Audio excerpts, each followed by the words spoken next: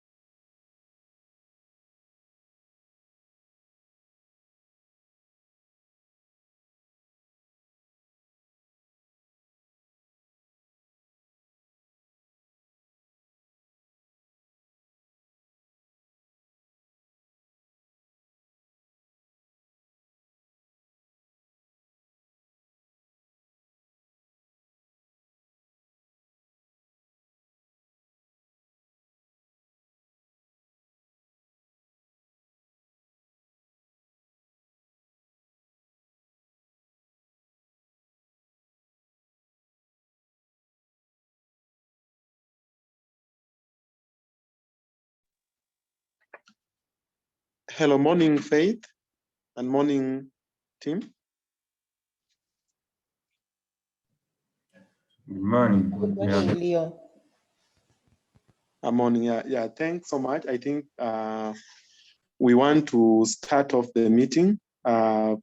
We'll start by having introduction. We'll introduce ourselves. So we'll start with the CDC team.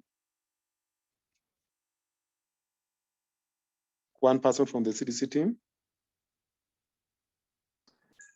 Good morning, all. My name is Davis Kimanga from the CDC team. We are the branch that oversees Palladium, who is the national HIS partner. I'm here with, I can see Margaret, who is the activity manager for that mechanism. And I know a few members from our team will be joining as we begin. We are glad to be here. Thanks, Leonard. Over.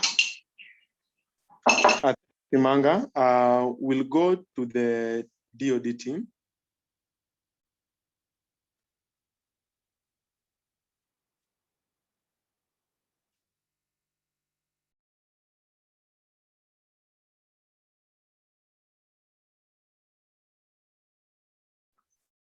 Hi, Leonard. I'm not sure whether I'm seeing any of the other agencies represented this far. So maybe we probably wait until they do.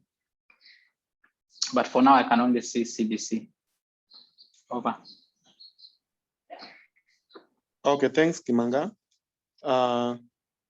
So I'll then go straight to Palladium, and then after that, Dr. Amisi will introduce herself and open for us the meeting.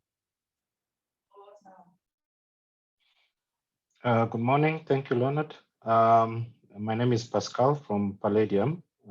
We have quite a big representation, so I'll ask my colleagues to introduce themselves on chat. But thank you for this opportunity to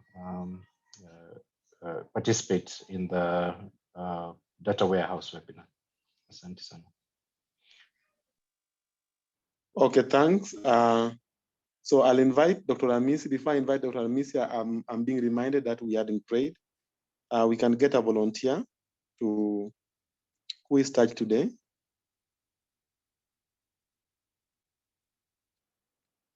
If there's no volunteer, I'll go ahead and pray. Father in heaven, we thank thee for giving us this time. As we talk and as we deliberate, we pray thee that may thy favor and thy blessing be upon us and guide us. We ask this trusting and believing in Jesus Christ, our Lord and Savior. Amen. So I'll invite Dr. Amisi to give us opening remarks, and so that we can start off the agenda for today. Dr. Amisi? Thank you, Leonard. Good morning, everybody. Leonard, can you hear me? Yes, loud and clear. All right. All right. Thank you very much. So good morning, everybody. Welcome to our meeting today. This is going to be a series of webinars that we have scheduled to take place in the next 4 weeks, starting today, with the others taking place on 5th, 12th, and 19th May. And one thing that we really want to say as NASCOP is to appreciate the support that we have been able to receive from our partners. Specifically on this matter, we have had CDC supported partner, that is Palladium, who have worked closely with NASCOP to just ensure that as a country, we are able to deliver when it comes to matters EMR. So one thing that we really want to say is that as counties, you have also been there and supported us throughout this work, and also as the partners who have been there working with us, just being able to support and ensure that we are where we are today.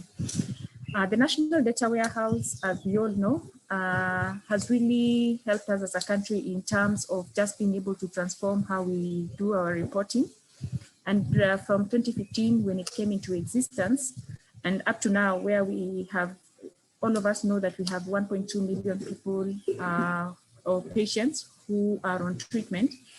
And we know that 77% of them actually have their data in the National Data Warehouse, which is a really big and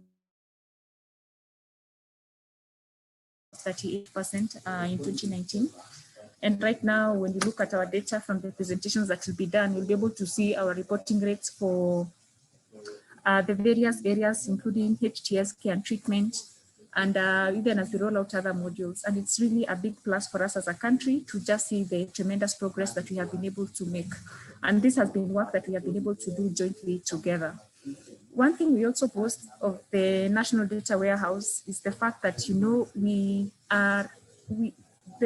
globally is that we are moving from where we're just having aggregate data to individual level data. And this is one of the things that we really enjoy when we look at the National Data Warehouse as a repository of the data that we have as a country.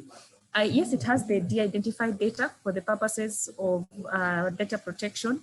And we know that we are moving many steps forward, including the fact that we're having many modules that we have been able to work on, and we really want to ensure we roll out. For example, the key population module. We also have the PTCT module. We also have the PrEP module that in terms of uptake has really not been up to scale with regards to how we have been able to see other modules being taken up. For example, HTS and care and treatment module, where most of us now are able to enjoy very good data when you go into the National Data Warehouse. We have also been able to enjoy very good analytics from the National Data Warehouse. And when you log into it, one of the things that you will see, you have very good interactive dashboards that help us track the progress that we have been able to achieve as a country. And it's a very interactive platform. The other thing is that you need to know the counties, partners working in the counties, is that you can always log into the National Data Warehouse because all you need to do is just register And once you register, you are able to access most of the data. And this data, you can also download it and conduct your own analysis as individuals wherever you are. So we have a lot that we have prepared for you today in this meeting. And we are happy that we can see that more people are joining, because we just want to be able to sensitize you today on what is it that we have prepared, the new data warehouse platform. So as we sensitize you on the new data and the new data warehouse platform as it looks now, so that you can be able to appreciate the new things that are ongoing. And then the other thing that we really want to do is just be able to ensure that we are able to sensitize you and orient all of you on the new DWP features that we have. And we'll also appreciate feedback, from the team, because we are going to have an interactive session. This is not the usual webinars that we've had before, but today we are going to have an interactive session. We have prepared a lot of good materials for you, where you're also able to engage, and then we're also able to share feedback with us as you navigate through the National Data Warehouse. Remember that the feedback that you have been giving us has really helped us be able to transition and transform what we have from where it was before to where it is now, and we really appreciate feedback. So we are looking forward to a very fruitful meeting, and also looking forward to just being able to engage with all of you. Utilize the question and answer session, utilize the chat box for registration, so that we can actually all be able to see how we move this forward. And the other thing that we just want to remind you is that always feel free to reach out to us as NASCO, and also to reach out to the Palladium team wherever you see that you have issues or you're stuck. And as we progress, even with the migration to Kenya EMR, where currently as a country we boast that we have been able to at least reach 90% transition of our sites, the IQ Care sites, to Kenya EMR. We are left with just about 10% to be transitioned to Kenya EMR. And we hope that we should be able to accomplish this very, very, very soon, so that we can all have all our facilities and all the various EMRs that we currently have in the country move to the open source Kenya EMR, and we can all just be able to enjoy what comes with OpenMRS, where we benefit from the community of developers. So feel welcome, and this is part of the family that we've always had. And one thing that I also really want to say is a very big appreciation to our colleagues, both from Palladium and also from NASCOP, who burnt the midnight oil to just ensure that this actually gets done. We've had Dr. Kennedy Modoka, we've had Faith Ngare, Franklin Songok, we had Diana To, we also had Otieno, just burning the midnight oil to ensure that actually we're able to have this done. And I will not start the meeting without really appreciating them, because they have done a fantastic job. And Faith, the team lead HIS, we appreciate the work that you are doing when it comes to HIS.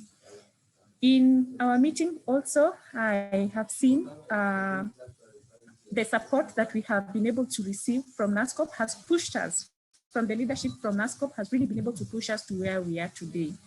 And I also want to appreciate the support that we get from the ministry, the HIS division. And we walked this journey with the guidance and the leadership and the support of Dr. Sitene, who has always been there supporting us at every step. And even right now, as we are working on ensuring that also we get automatic indicator reporting from the National Data Warehouse, we're able to report our indicators directly to KHIS. So we really appreciate that support. So at this juncture, I will take this opportunity to appreciate and to also welcome my boss and senior, Dr. Joseph Sitene, to also give his remarks. Thank you so much, and welcome, Dr. Sitene.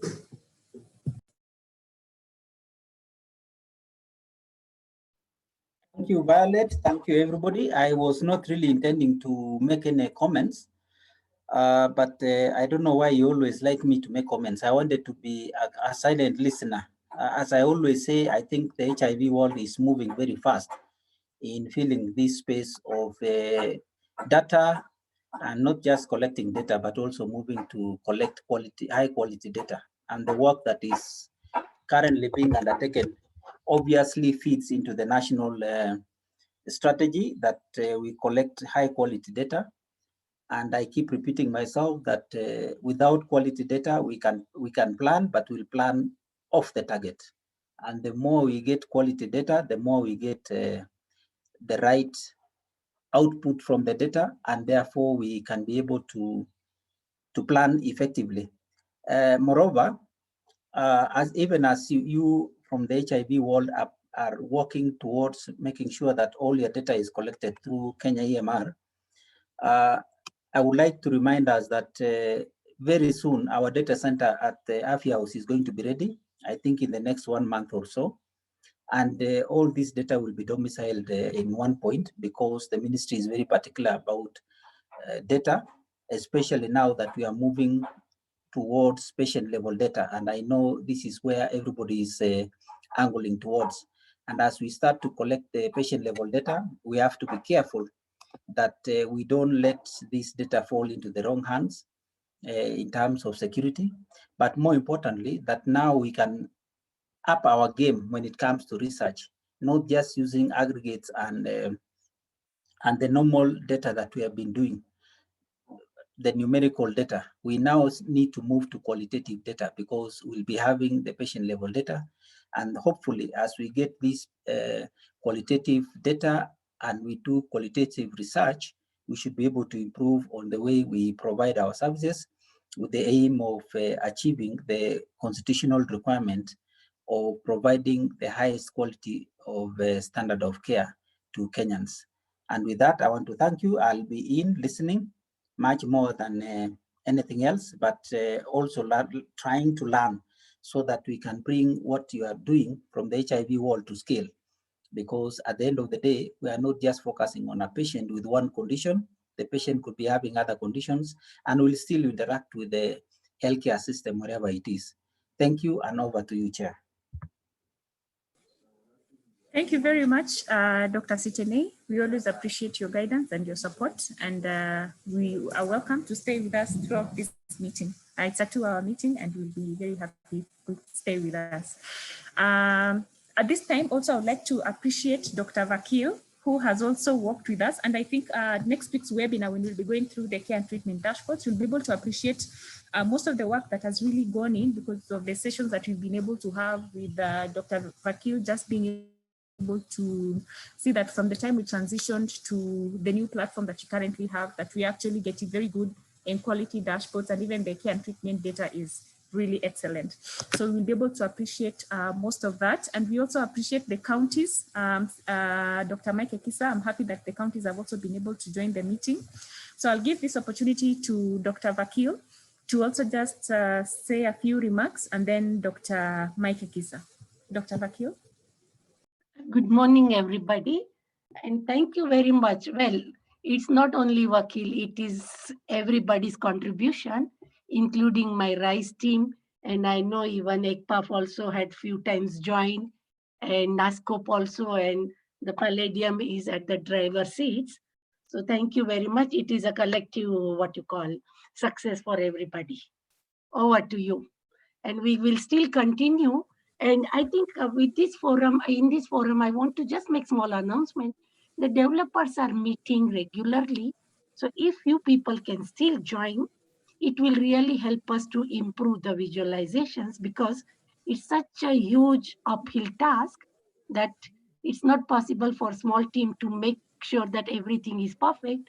But if various other members come with a new pair of eyes, they will be able to point out if there are errors or if there are any better ideas, so that we have beautiful platform and we are able to make use of it. Thank you, and over to you. Thank you very much, Dr. Vakil. We appreciate, and we appreciate also the support that we get from your team. Dr. Mike Ekisa.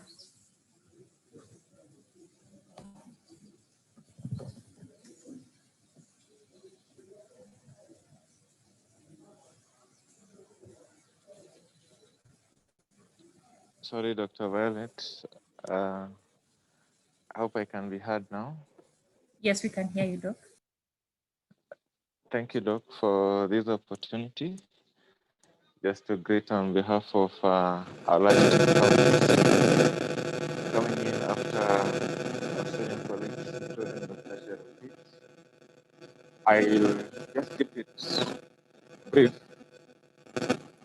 I will keep it brief, just to say thank you to NASCO and our stakeholders, national and our partners, for driving the HIV M&E agenda. We have come far and we're still going far. Of course, the benchmark of all this will be when we shall go EMR fully and paperless. And this won't be a one-day thing. And all these efforts, all these efforts will one day give us the 100%. So just to call in my colleagues who have logged in from across the country, let's follow this series and hope it contributes to the vision we look forward to. So challenge again to our good friends, Dr. Violet and team, Dr. Cheretich, that really the future for HIV programming is EMR. And stakeholders, Pfeffer, you're heavily here, CDC, USID. If we really mean business, let's take this 80% of our clients on EMR to 100%. We are glad of the current scale up ongoing, and let's mean business to keep this at good game, and we'll sort out all our data problems. So we are here, looking forward, and thank you very much. God bless you and over. Thank you very much, Dr. Mike Ekisa. It's always a joy and a pleasure to have the counties. And as you have clearly said it, that the future is EMR, and we have to work together and just see how we also make a lot of contributions and support the EMR scale up and the ownership of EMR by the counties, so that you can see the gains that we have sustained and also able to move this forward. Otherwise, now it's just generally appreciate you all and to say karibuni sana. I'm seeing more participants are joining. Please continue registering on the chat. You utilize the Q&A section for you to ask questions.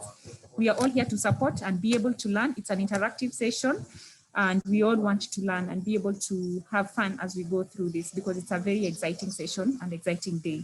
Otherwise, from my end, it's back to you, Leonard, who is the moderator for the day. Thank you very much, and over to you, Leo. Thanks, Dr. Amisi, and thanks, Mike, Dr. Sitinei, and for the good remarks. So I'll for the ones would have liked everybody to introduce themselves. It might not be possible because of time. We are on the 9:25, so just utilize the chat box. Go to chat to everyone, indicate your name and then the institution. So our agenda today for our first webinar is we are going to have we started with the opening remarks. That's done. We cover the background, and now we want to cover the background for the National Data Warehouse. After the background, we'll have the National Data Warehouse navigations that will be taken through by Margaret Maringa. Then we'll go to the reporting rates by Songok. Then we'll go to the EHTS that will be taken by Dr. Mudoka and Mary Gikura. Then we'll have a plenary session. Then we'll have remarks by the various institutions that supports the National Data Warehouse. Then we'll have our closing remark and way forward. So I'll invite Faith Ngari to now take us through the National Data Warehouse background and introduction. We are 15 minutes behind time. So Faith.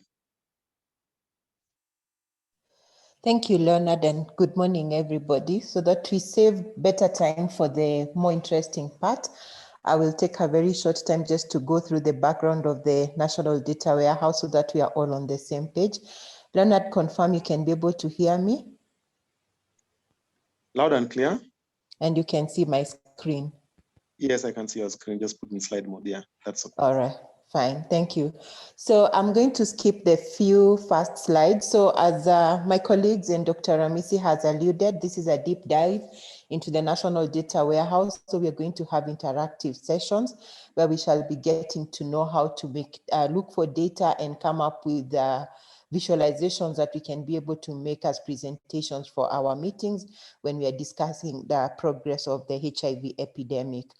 So I will not go through this. So I will just go straight to the three main sessions that we're going to look at. So we will have a look at the National Data Warehouse layout and navigation. We will look at the reporting rates, which is something that is key to us all. Then for today, and as my colleagues have said, this is a series. So for those who watch movies, you know what a series means. We have to watch many to get to an end. So this is just a start. So for the start, we're going to do HTS, and then after that, we will get to our next steps. So just about the National Data Warehouse. Sorry, just let me move this so that we can all be able to see. So it is an integrated data repository that hosts the identified data for individual level data. And this is for all our HIV infected patients and even persons who have been exposed to the disease. It was developed by the ministry in collaboration with Palladium from 2015 as a patient-level data repository system to aid in national reporting. And we must appreciate that it has really brought us far in regards to reporting and preparing some of the reports that are mandatory. For instance, the cohort report, which initially was not very easy to prepare because we only collect aggregate data. But with use of this individual level data, we have been able to achieve that. Then the National Data Warehouse has been worked on over time, and with the great inputs from all of us, because it is the way it is because of all our efforts, we have been able to create very interactive dashboards, which are very pretty visualizations to track the progress of the 95-95 cascade. Okay, sorry, it has. Okay, just give me 2 minutes.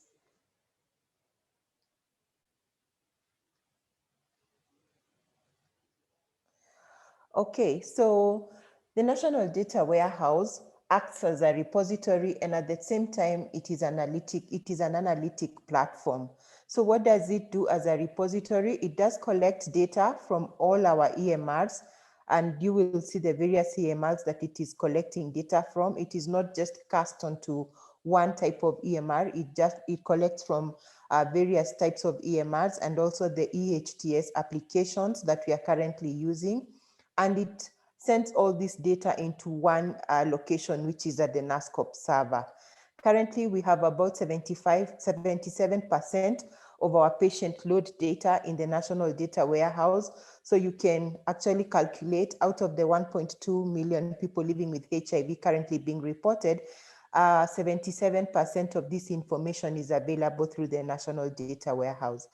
It provides controlled access. That means it's not anyone who can be able to get into the National Data Warehouse because it has got access rights that are issued upon request and verification of the person who needs.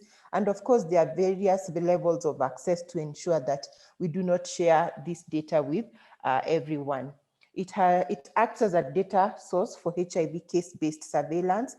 This is a new thing that we are currently doing. This is to better monitor the dynamics of the epidemic. So with patient level data, it makes it a little bit easier for us to be able to monitor the dynamics of the epidemics. And then we have extractions that are done through APIs for our automated data. Then as the second part, it acts as a visualization platform. I'm sure we have been able to interact with our very interesting and exciting dashboards, and especially the recent ones, which are easily accessible and easy to download and utilize them for presentation. And the users can also be able to generate and run custom queries on the database to generate data of their own specific use. It has been used for preliminary analysis of COP and national planning. And I think we have really used it in a lot of our decision making because the data is pretty representative, though I know it might not be representing all the sections of the country, but I think it is quite representative of what we have on the ground. So this diagram is just an indication of how data is collected to the National Data Warehouse. And as I said, we are currently having 4 active EMRs that are sending data into the National Data Warehouse. That is data collected through Kenya EMR, collected through the Open MRS by AMPATH and other Open MRSs, and also the EDAP MRS. So we have these sets of EMRs that are currently being used to collect data. So from the start, considering today we are looking at HTS, we have been able to create applications which are mobile and also available on the EMR as a module to collect data for testing. So once this data is collected at entry in our facilities, it can either be through the app or through the paper. And this data is, for paper, I guess we all know that we have some sites that do not have the app. However, they do have the data on their register. But because the module does exist in the EMR, they're able to enter the testing data into the module.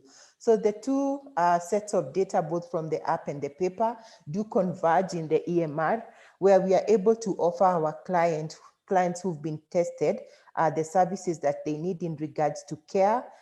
For laboratory, we all know we send them out for viral loads and other tests that are required for the HIV care and management, and then also to pharmacy to be able to collect their commodities for treatment. And then once this information is all collected in the EMRs, it is transferred to the various points. Before it gets to the central data warehouse, it has to go for encryption to another server through the DWH tool. And as my colleague has said, Dr. Violet, that our data is de-identified. So it has to go the process of de-identifying and also ensuring that we merge the various critical events or sentinel events that have been conducted for our patients, all through from testing, which is done through an app. Then we have care and treatment, which is done through the EMR. And then for laboratory, we know we are collecting our data through an IL from the VL system. And then for the pharmacy, with the current integration, we are able to get data from the web ADT. So all this has been to be put together so that you have one longitudinal information about a client over time, and then this data is now all sent to the central national data warehouse. And then once it gets as per the request or the visualizations that have been created this far, and then you can be able to visualize them on the dashboard that usually we get on our landing page when we get to the National Data Warehouse. So I must say we still have a lot of data that is sitting at the National Data Warehouse, and we really would like to welcome any other visualizations that you would like to see. Remember, we have been able to collect patient level data. So whatever sits in the National Data Warehouse, it's like an equivalent of all the details that are collected through the green card. And so you can imagine what kind of analysis you can further be able to do. So through these interactive sections, we hope to get more inputs from all of us that are going to enrich our visualizations so that at a glance or at a click of a button, you can be able to see a graph that you would like to use to make decision. So this diagram just gives a brief definition of information flow from the sources to where it converges, to where the matching and the merging does take place, and eventually to the central national data warehouse database, which sits at NASCOP, and the visualizations that we are all able to see. So from the information that we have been able to collect through the data collection process, the information has, the data has been synthesized to make valuable meaning and be able to give us information for use. So we have various products that we are able to generate from the National Data Warehouse. Definitely, I've talked about the dashboards that we are all able to see. Then we're able to prepare reports. Just like I said, we've been able to prepare the cohort report from the National Data Warehouse. Currently, we are doing our annual report, and a lot of information is being sourced from this product. And there are a lot of interesting findings. So I think this series are going to really open up our eyes to see what kind of reports we can be able to churn from whatever levels, be it facility, sub-county, county, and eventually national, to be able to utilize. Then we are able to have newsletters and bulletins, which are done on monthly basis. And then we have abstract, and I must say this is an area that we are not really utilizing it well. we have, as I said, there's good data that has been collected, and we've been able to verify the data in the National Data Warehouse. So we can be able to utilize it to write many abstracts and many manuscripts. And even for our colleagues who probably are in school, using the proper channels of request for data, you can be able to access and make meaning out of the data that is there.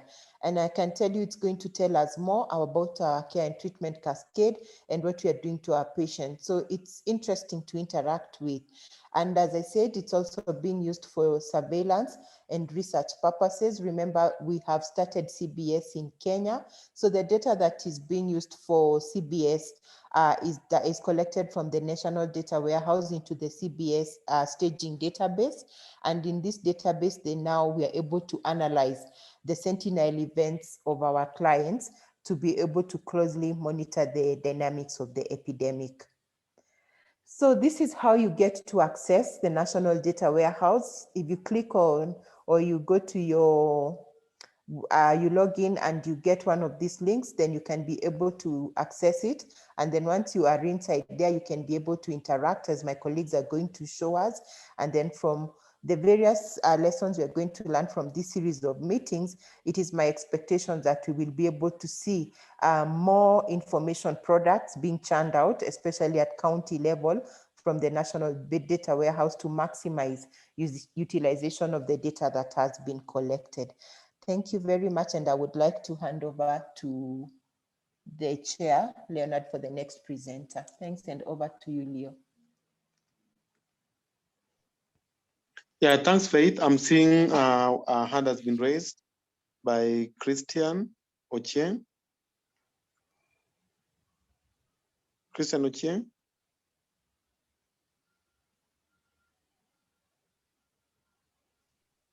No, it was a mistake. Okay, thanks. Okay, I can stop sharing my screen for the next presenter.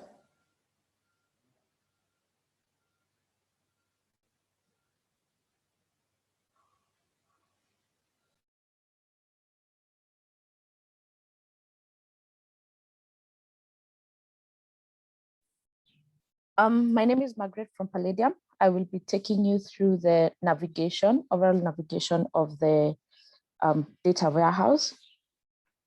Just a minute. Sorry about that.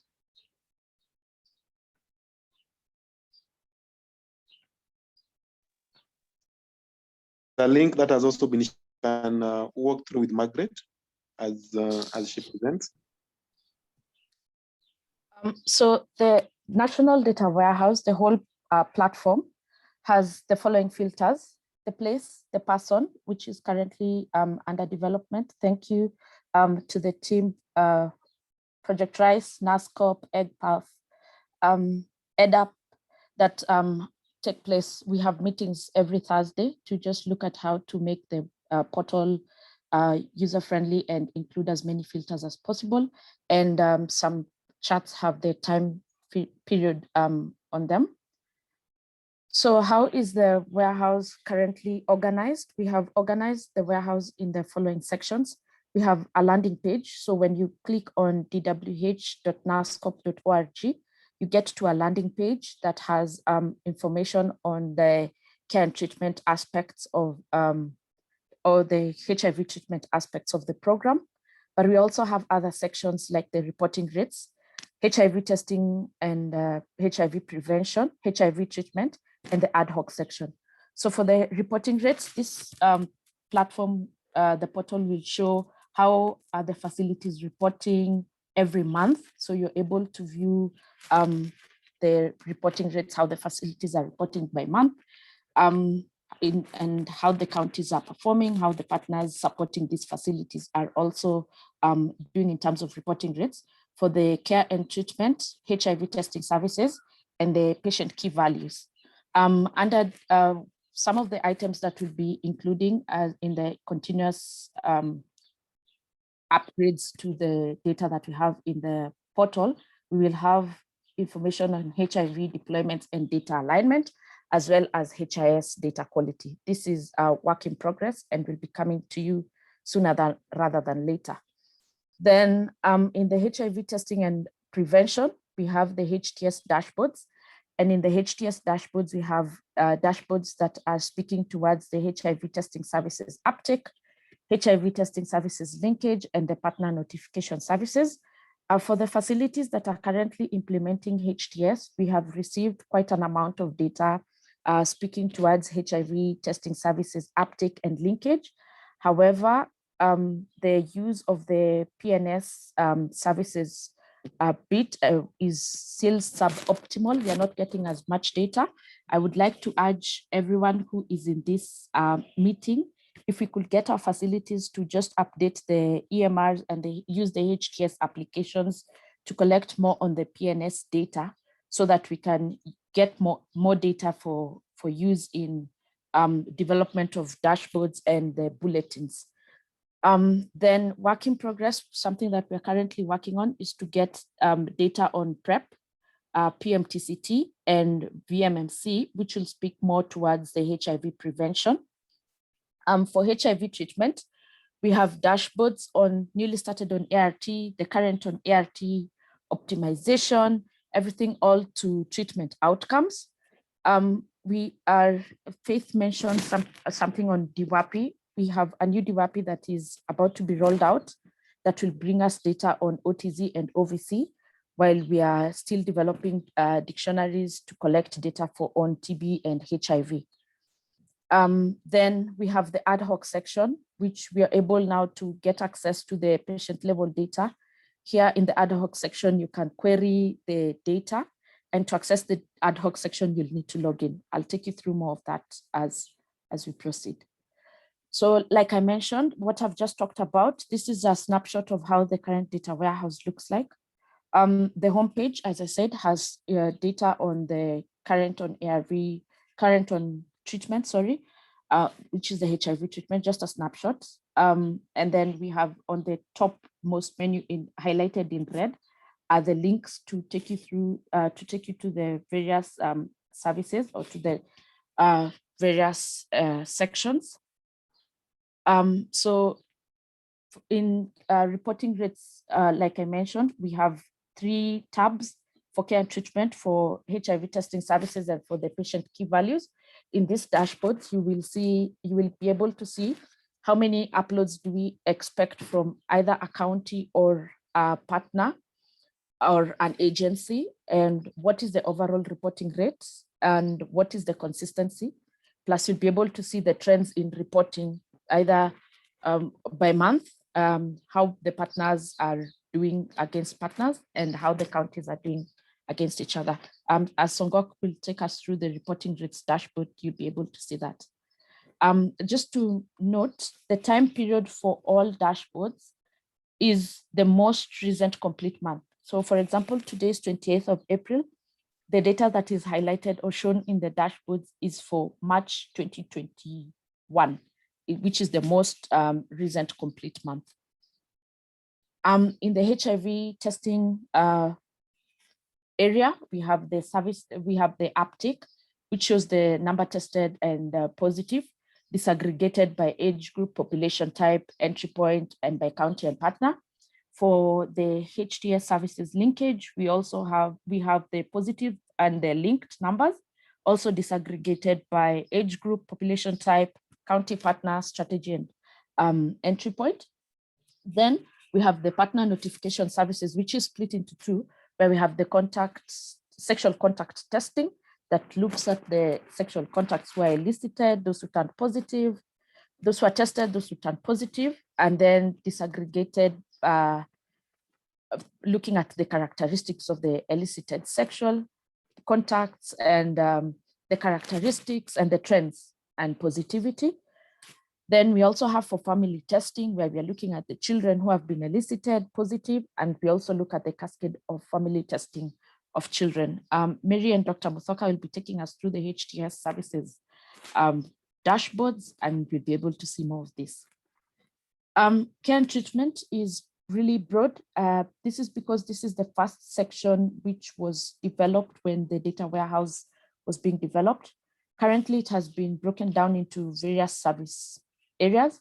So we start with the newly started on ART, where we have disaggregated by age, by gender. We are looking at the median time to ART and trends in how have we been starting clients on ART over time. Then we look at the patients currently on treatment, the numbers, and here we are looking at the relationship with the viral load, how many are eligible, how many have a viral load. We disaggregate this by age and sex, and a distribution by partner and by counties.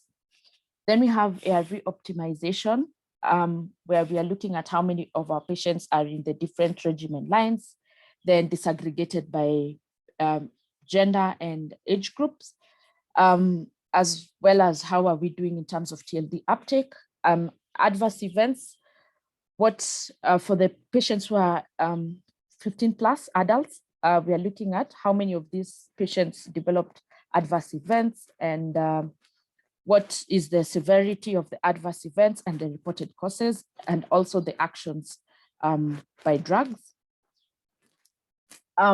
Then we look at DSD. We are looking at how many of our patients are on MMD, multi-month dispense, how many of these are stable, and then we disaggregate for the patients who are unstable, how many have been on ART for less than a year or have high viral load. We also look at the distribution by sex, by age group, MMD uptake by county and by partner. We look at also the distribution of the stable patients by county and by partner. For the viral load monitoring, we are looking at all the information regards to viral load. What is the median time to the first viral load? What are the outcomes, and how is the suppression by county and by partner? For the treatment outcomes, we are looking at 1 year, or at 3, 6, 12, and 24 months. What is the retention of the patients in those different timeframes? Since Faith and Dr. Ramisi mentioned that this is a series of webinars, and we'll be able to go through that in depth. So for the dashboards, each of the dashboards have standard filters. We have the county, the sub-county, partner agency, and in other some dashboards, we have facility and time period. So you can be able to drill down to either a county or even a facility based on what you want to look at. The dashboards are also divided into tabs, especially for areas which are we say are grouped together. Like I mentioned before, for when you move to the HIV testing and prevention, you'll be able to see the different tabs that will guide you on what you will get in the HIV testing and prevention area. Another way you can be able to get data is there's on every chart, there's this, it's called a hamburger button.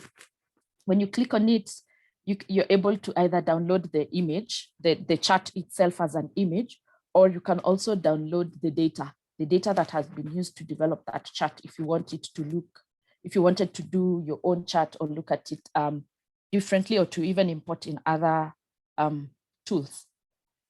So how can you access the capacity building resources through the warehouse? On the warehouse page, there's a resources page, there's a resources link. I'm sorry, I have to take you back. There's a resources link next to the HIV treatment link. So when you click on it, you will be able to go to the Kenya HMIS website. And from there, you'll be able to get data dictionaries. And also from the same platform, the Kenya HMIS platform, you can be able to get training materials that have been developed by Palladium in conjunction with other partners in NASCOP. So for use of the ad hoc section, like Faith mentioned, the National Data Warehouse has federated access. So you must have a username and a password to be able to access the ad hoc section. And from this section, you'll be able to get access to the data, patient level data, or aggregated data that has been used to build the charts. And from this platform, you're able to join the tables and do your own queries. You don't have to type in the queries themselves. The tables, you'll be able to join them together to be able to get the kind of data that you want. There's also a document that will be able to guide you on how to be able to use the ad hoc section.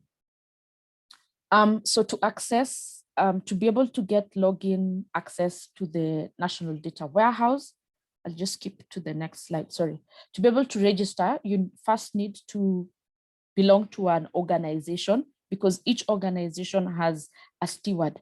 The steward in your organization is the one who will verify and give you access to the National Data Warehouse ad hoc section.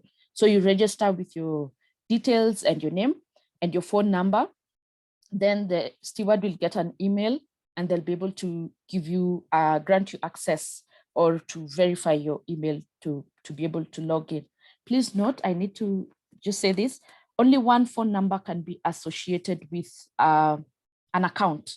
So you cannot have one phone number with two different accounts. The registration will not allow. And then to access now, to log in, there's a person icon on the rightmost side of the portal. When you click on it, you'll be able to get a login space where you enter your username and your password, and you'll be able to, once you're logged in successfully, an ad hoc section link will appear next to the resources link. Thank you.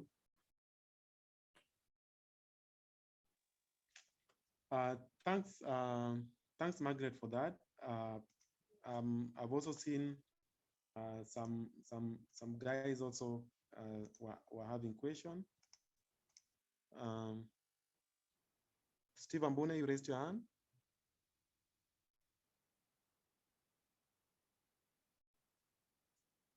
It was accidental, sorry. Okay, thanks. So thanks, Margaret, and thanks, Dr. Amisi, Faith, and Margaret. Just to summarize, I think we've been taken through the importance of having the National Data Warehouse, how it started, the opportunity that it gives us, the modules that it has. Leonard, your voice is very distant. Please come near to the mic. Okay, thanks. Am I audible now? A bit better. Okay, thanks.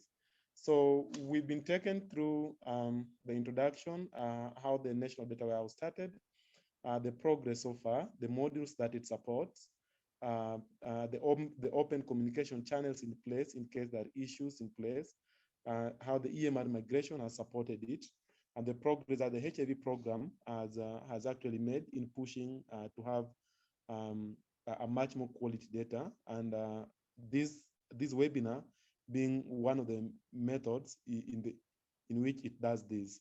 The webinars is this one. It's supposed to be a progression of series as indicated by Faith, and then after that we were again taken through the background of the National Data Warehouse, the data repository, its capability to perform both the repository aspect of the data and also the analytic aspect of the data, and then the flow of the data collection.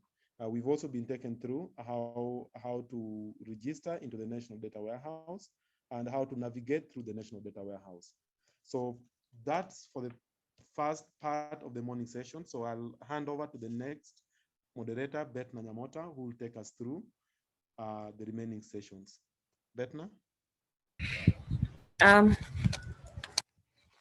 Good morning, colleagues. Thank you, Leonard. That was a good session, and to all the facilitators. Just maybe to add to what Leonard has said, this is clearly a very rich system to the program. And we all now need to create data demand and use for this system. And by doing that, we need to ensure that we have quality data within the system and ensure that we report this particular data in time.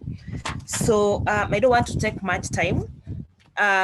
We can proceed to the next session where we're going to be now taken through the reporting rates. And maybe before we proceed to that, I know we have many questions, or rather if there are any questions that are arising, kindly utilize the Q&A session so that we can save on time. And the panelists are on standby to ensure that they are able to respond to all the questions. And some of them, we can be able to respond to them at the end of the session as we proceed. So allow me welcome Franklin Songok to take us through the next section, which is on the reporting rates. Franklin. Yes, thank you very much, Etna, and good morning all. My name is Franklin Sawak from NASCOP City. So I'll take you through the reporting rates section, which is part of the visualizations that we have within the National Data Warehouse. And let me just share my screen just a second.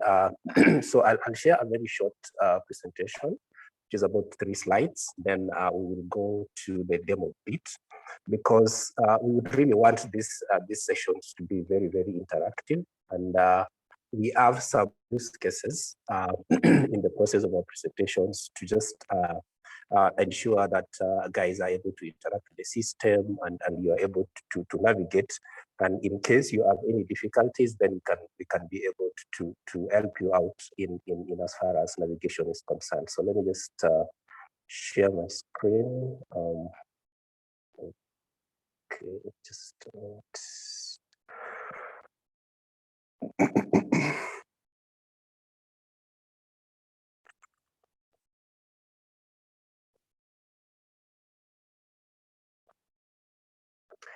oh, sorry, it's gone back to the beginning.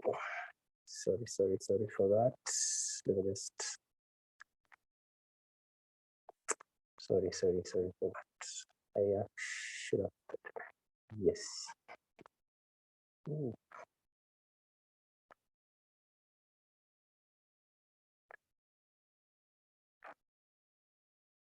Right. So I'll take you through session 2, and apologies for that mix-up. This is where I should have actually started sharing my screen. So I'll take you through the reporting rates bit. Like I said, it's part of the visualization or some of the interactive bits that are available in the National Data Warehouse. And my main focus will be looking at the reporting rates for care and treatment and HTS. So we'll be able to look at the number of facilities that have been able to report. We'll also be able to drill down to the counties that have been able to report. And we'll also be able to see, in terms of consistency, how many facilities are able to consistently report or push their data to the National Data Warehouse. Kindly confirm if you're able to see my screen. I can see a hand raised by Sudi. I don't know whether, are you able to see my screen? Yes, Franklin, we are able to see your screen. Thank you. All right, so just to start us off, it's good just to understand how some of the terms that we are using within the National Data Warehouse in generating or in calculating the reporting rates within the system. So our beginning point, first and foremost, is we need to ensure that we know the number of facilities that have EMRs, and those are the facilities that are expected to report or upload their data to the National Data Warehouse at the end of every month.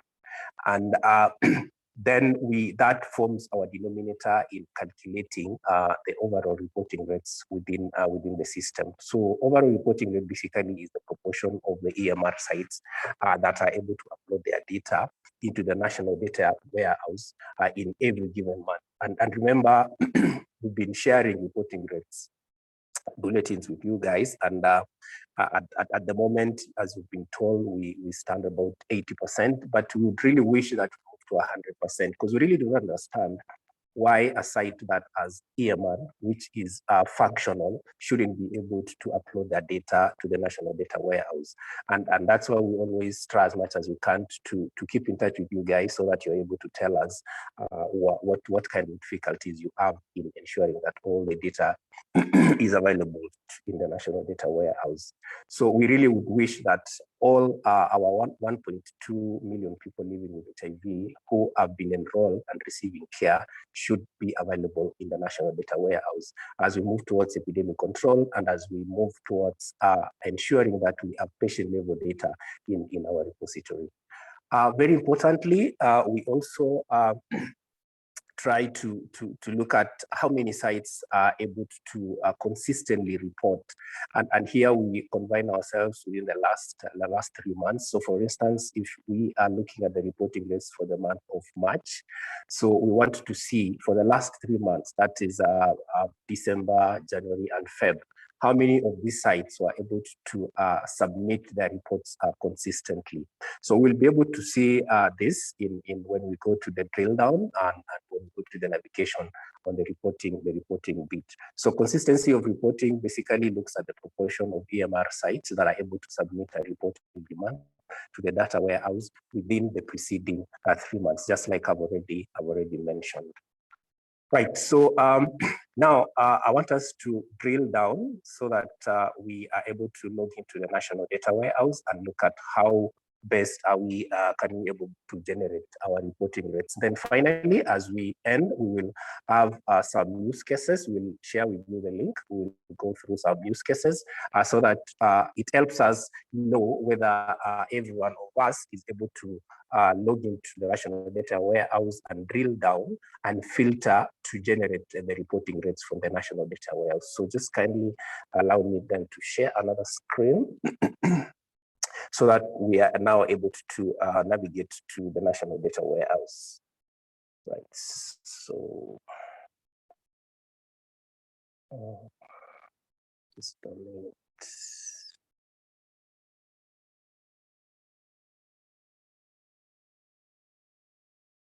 Sorry, just a second.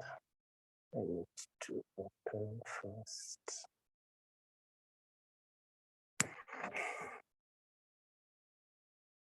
Okay, so yes, so again, Bettina, kindly confirm if you're able to see my screen. Yes, Songok, we are now on the National Data Warehouse. Yeah, thank you. So this is the landing page for the National Data Warehouse, and in case you are having any challenges in viewing the filters for the county, sub-county, partner agency, kindly either clear your cache, or you could open a new window, a private window, so that you're able to get access to this homepage or the landing page, and therefore you'll be able to you'll be able to see the filters for the county, sub-county, partner, and the agency. I know what most of us always do, to remember the passwords. So sometimes if you clear your cache, you may end up clearing all the passwords that you have. So the best would be opening it up on using a private window. So for you to do that, if you're able to see where my cursor is, but you will be able to do this when you're on the other page, because I've already opened my window using a private window. I've already logged into the National Data Warehouse using a private window. There's an icon over here which has 3 dots, so you can click on that and then open using using a new incognito window or a private window, depending on which browser you use.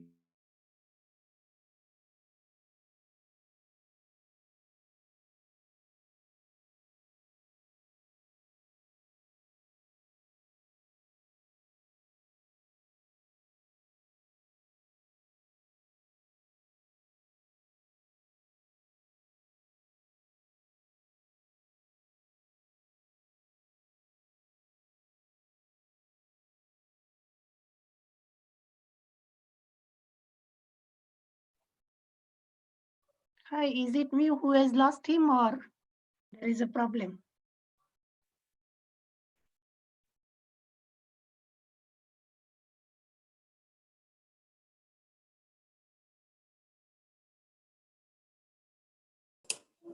There must be a problem somewhere. I can't also hear him.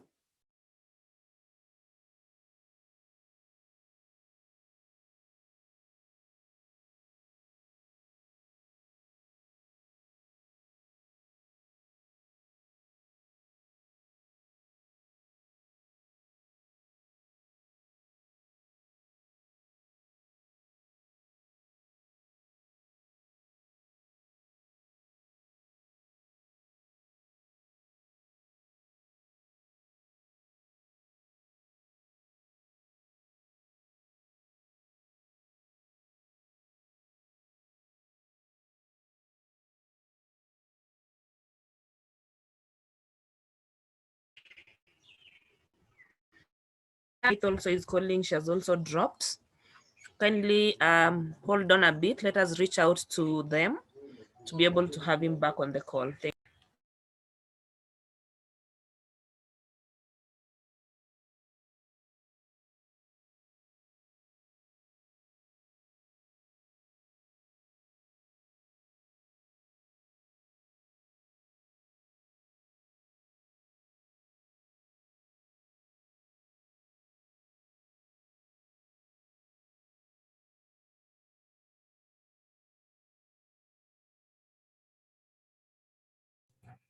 Okay, Bedla, could I request access kindly? If we seem to have lost Sonko, I could continue from there kindly.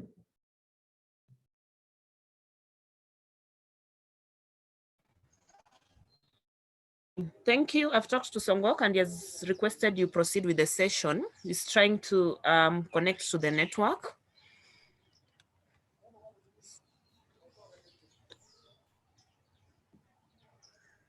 Okay, Bedna, kindly. So okay, just a minute. Okay. Confirm if you can see my screen. Yes, Mary, we can see your screen. Okay. You can now proceed. Okay, so I'll just proceed from there. Sorry about that. Okay, so on the reporting rates, so Songkok has just shown us the various definitions that we are using. That is the number of the expected uploads, then the overall reporting rates and the consistency of reporting, where we are referring to the number of sites that have submitted a report every month to the data warehouse within the preceding 3 months. For example, we are in the month of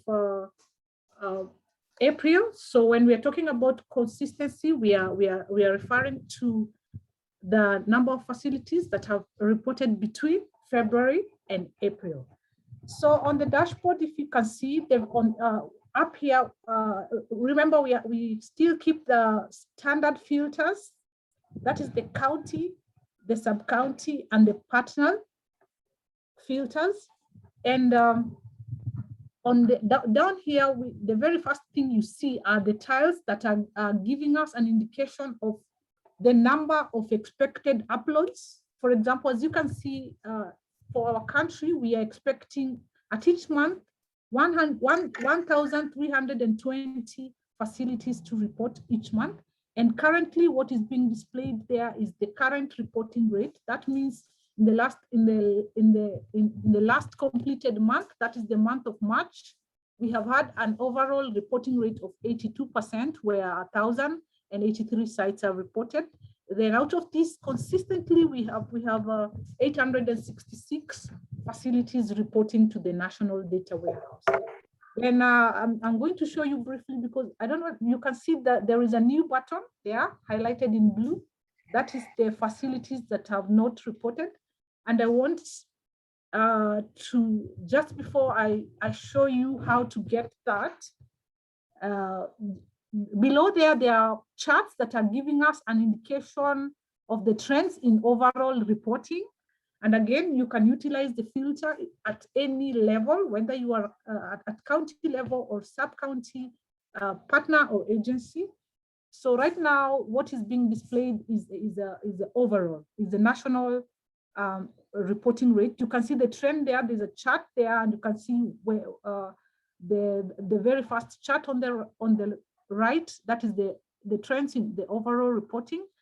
Then there is the chart on the left, which is the trends in consistency of reporting. Remember, consistency, we are referring to the number of sites that have uploaded consistently, as in the last 3 months. So that is how we are performing. Currently, we are at 65% for the month of March 2021.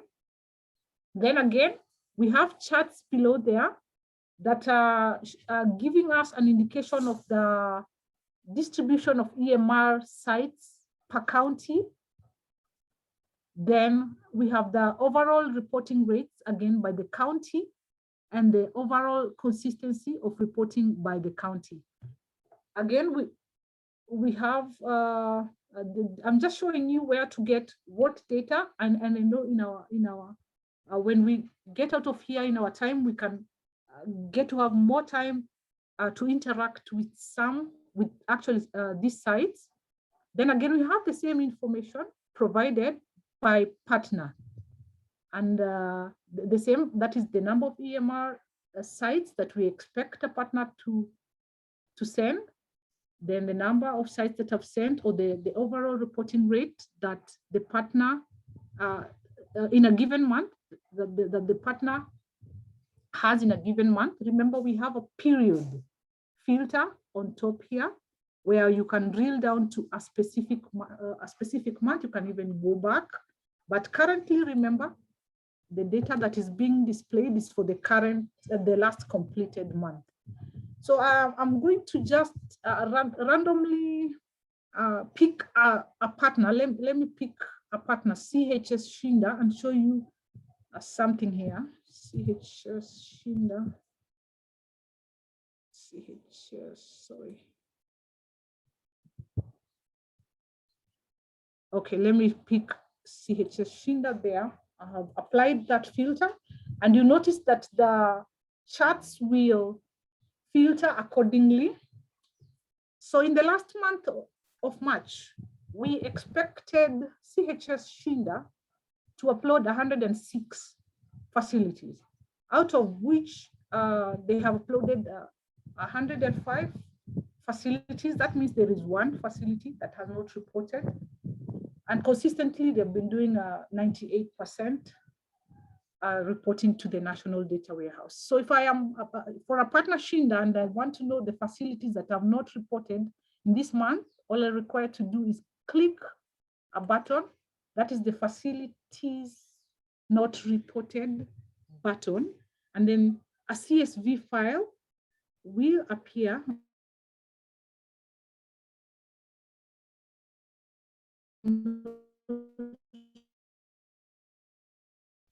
Can you?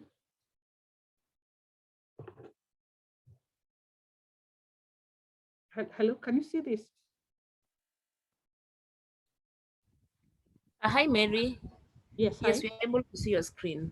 Okay, okay. So okay, and as you proceed, okay, as you proceed, Songok is back on the call. Okay. So you can maybe just finish up on this and maybe hand over to him to finish up on the session. Thank you. Okay. Okay, so I want to show you the facilities not reported functionality that is new, and we can utilize it so that we can, as counties or partners, intervene for those facilities that have not made a submission to the data warehouse.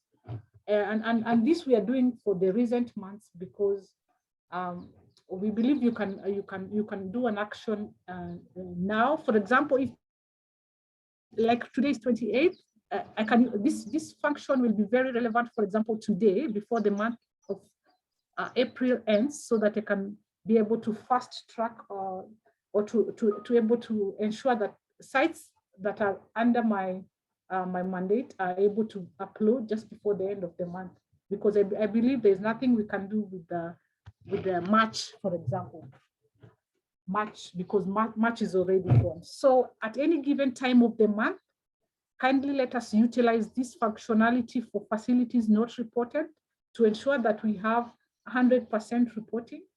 You can, as you remember, we are having, currently we're having 77%, that's around 800,000 plus patients who are currently on care, currently on ART, that are hosted in the National Data Warehouse. And you can see the power that we have with the data that we host at individual level.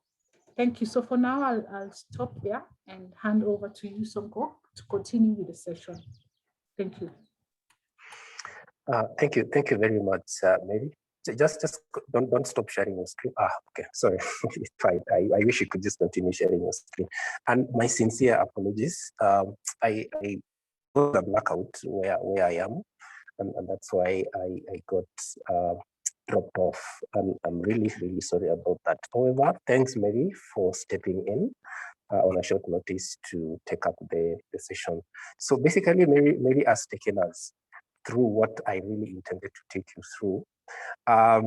Maybe the message here is that you can clearly see in terms of overall reporting rates and consistency for CHS Shinda, they are doing pretty well, 99%.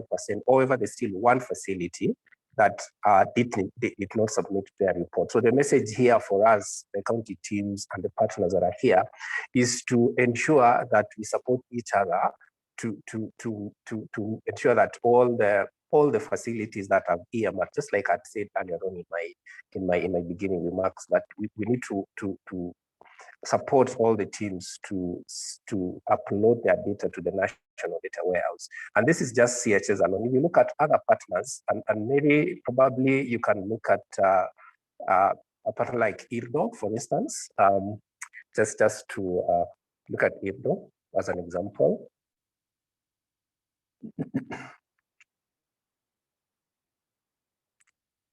Yeah, I think there's a problem there. There should be a bug that needs to be sorted because the expected upload is 1 and the consistency is 21. There's something that needs to be sorted about this, about IRDO. Probably this could be as a result of mapping of the facilities and the partner. So this shouldn't be the case. So this one needs to be sorted. Let's look at Afya Nyota. This one may not give us a good, let's look at Afya Nyota.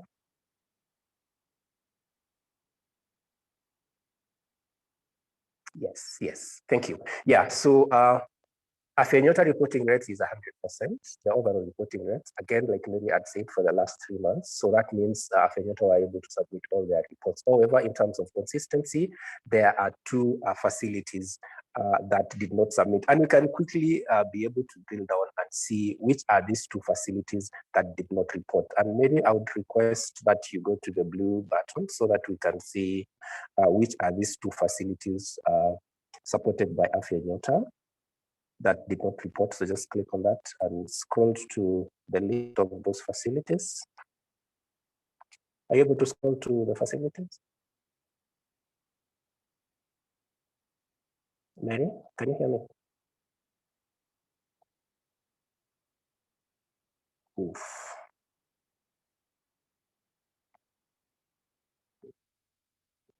Mary, are you able to scroll so that we are able to see the 2 facilities supported by Afya Nyota who did not report?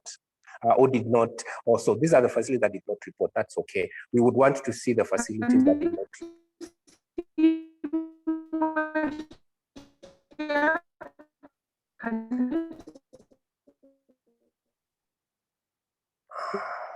Okay. All right, Mary's network is.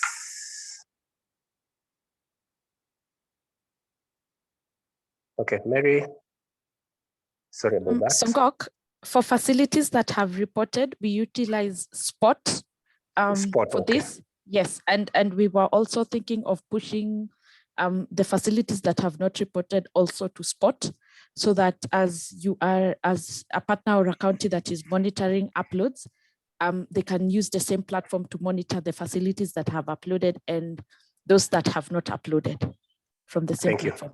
Thanks. Thank you, Margaret. Yeah, but I noticed that Afya Nyota reported, all their facilities reported. So basically we did not have any facility that did not report. However, we had 2 facilities that did not consistently report for the last 3 months.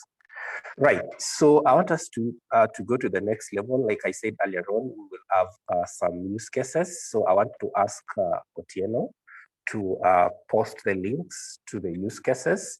The drill here is that we would expect participants to log into the National Data Warehouse, and the use case here is we will use CIA as for practice purposes, and you will be able to respond to the questions that we are going to post in the link, and we'll be able to monitor all the responses.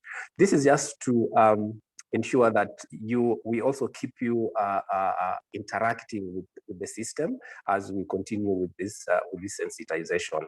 So Otieno, kindly have you posted the link? Yes, so that is the link to our use case 1. So kindly click on that and then respond to those questions. And as we respond, I would also ask Otieno to post the responses dashboard so that we are able to appreciate the responses from the participants. Yes. Thank you, Otieno. Yeah, so go through those questions and respond to them. So we will give you about 5 minutes to log in to the National Data Warehouse and then respond to those questions. I know you'll be juggling in between the questions in the link and the National Data Warehouse. So yeah, so I'll give you 5 minutes to respond to them as we monitor your responses. So we are waiting for your responses. So meanwhile, we can keep asking any questions or raise any questions on our Q&A. We have our panelists who will be able to respond to all your questions. Thank you. So 5 minutes, we wait for your responses.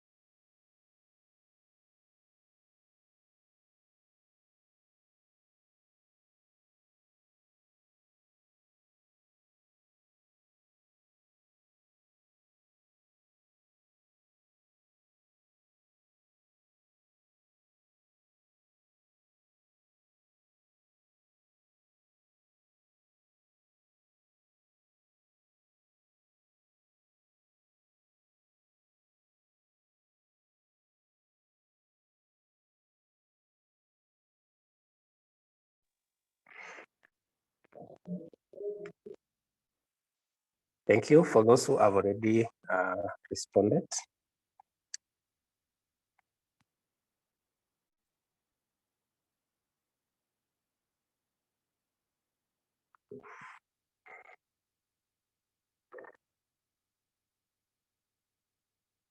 So our first question was, how many AMR sites in the county were expected to upload their data? That was the first question. You can scroll Otieno. Then our question number 2 was, what proportion of AMR submitted a report in March 2021? Then the next was, identify the partners who supported facilities, who supported facilities did not submit all expected reports in March 2021. How many partners were there? Remember, this is our case is Siaya, so you should have looked into the reporting rates for Siaya County.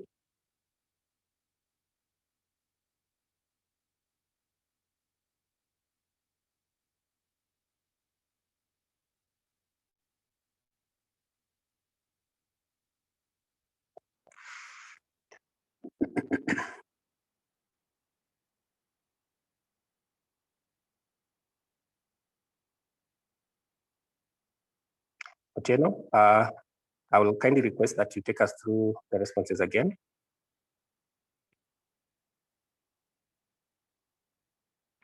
And some bit of expectations from the participants. Otieno, over to you.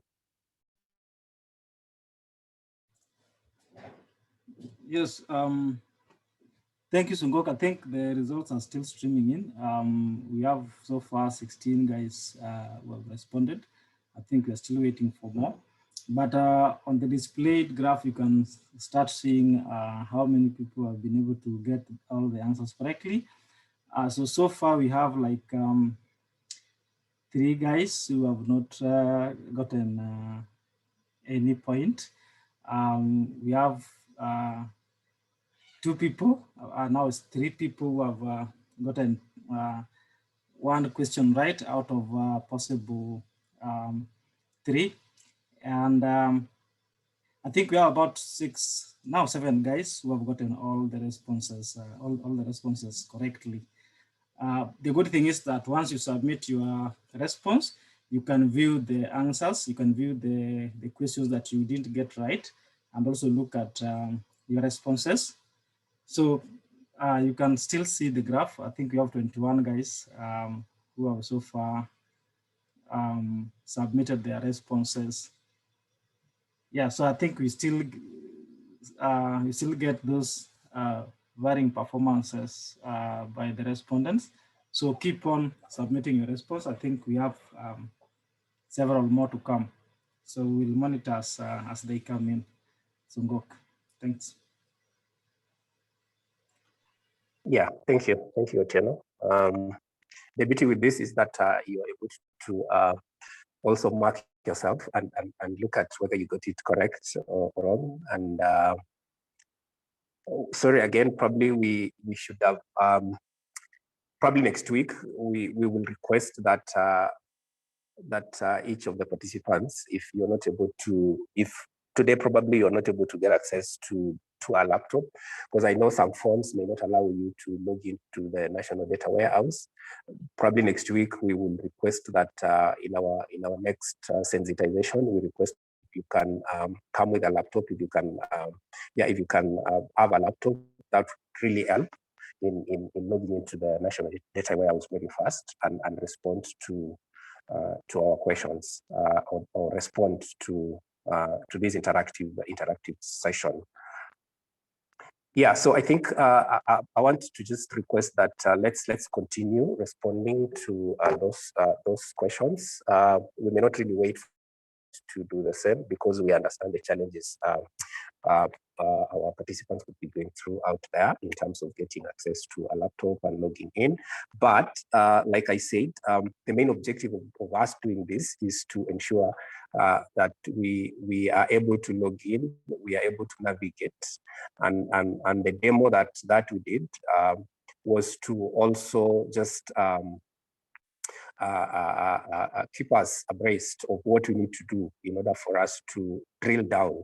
And I want to go back again to the National Data Warehouse because I know we only drill down or filtered partners. We also want to quickly filter county. We can choose one of the counties. I don't know whether we can choose either Kisumu or we can even choose Nairobi and drill down and look at how their reporting rates are. So Otieno, just stop sharing your screen so that I can share mine from my end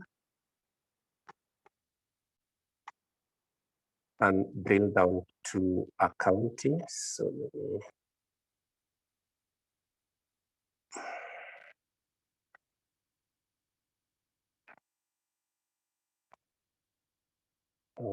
okay. Yes, so so I want to drill down to one county. I don't want to do Siaya because that's what we were doing. And basically, this is what we expected you to do. And we will look at care and treatment in this case. So ensure that care and treatment is always highlighted. If you want to look at reporting rates for HIV testing, that's HTS, you click on it and you notice that it's already highlighted. So any reporting rates that you will be generating will be for HIV testing services. Today, we're not going to look at PKVs. We will cover that in our next session. So we will only, today we had planned to just focus ourselves or narrow down to care and treatment and HIV testing. So let me drill down let me select county and I want to pick which county do I pick? Let me pick Nairobi. Let me pick Nairobi. So, and I also need to pick the period. So we can look at, we can look at March. Sorry. That March. I need to scroll down here. Yes. So this the reporting rates for Nairobi County without filtering by either partner or agency, but it's all the reports that are expected from Nairobi County. So Nairobi County are expected to upload 142 reports. And their overall reporting rate is 95%. So that means there are sites that did not report. And the consistency reporting rate is 67%. So this is there's really some work for Nairobi County team, and not Nairobi County alone. And if you drill down to other counties, and I'm sure you're already looking at that, and you're able to drill down to the counties where you're working in, and you're able to appreciate and see the work that you really need to put into this to ensure that we push the reporting rates to 100% and ensure that all our facilities are able to report consistently. So in terms of trends for Nairobi County, this just a minute, let me push this up a bit. Yeah, in terms of trends, you can see the highest reporting rate was recorded in March, actually last month, which was 66%, and the lowest was in April 2020, which was at 30%. And in terms of consistency, again, you can see March recorded the highest with 47% for Nairobi County. And I want to just scroll down to distribution by partners so that we are able to see how the facilities in Nairobi are distributed, which partner supports, how many facilities each partner supports. And you can see the window on your extreme left. We have the number of sites supported by each of the partners. So we have Afejijini, so let me scroll down a bit again here, all the way up to AHF. So AHF supports three facilities precisely, and Afejijini, which has the highest, supports 43 facilities. So in terms of overall reporting rates by partner, again, you can see Chap Uzima has been reporting 100%. And again, in terms of consistency, again, they've also been reporting 100%. So that means all their sites have been reporting on time, and they've also been consistently reporting. So for JAC, UON, and AHF, okay?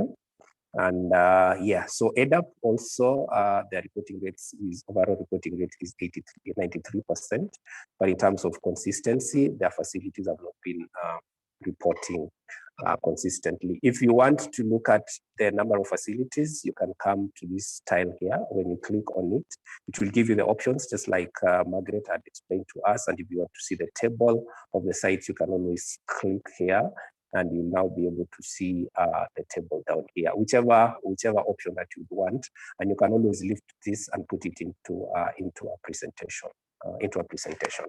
So yeah, I think that is it from me.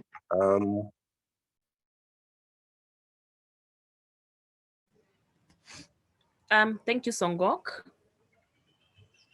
and team.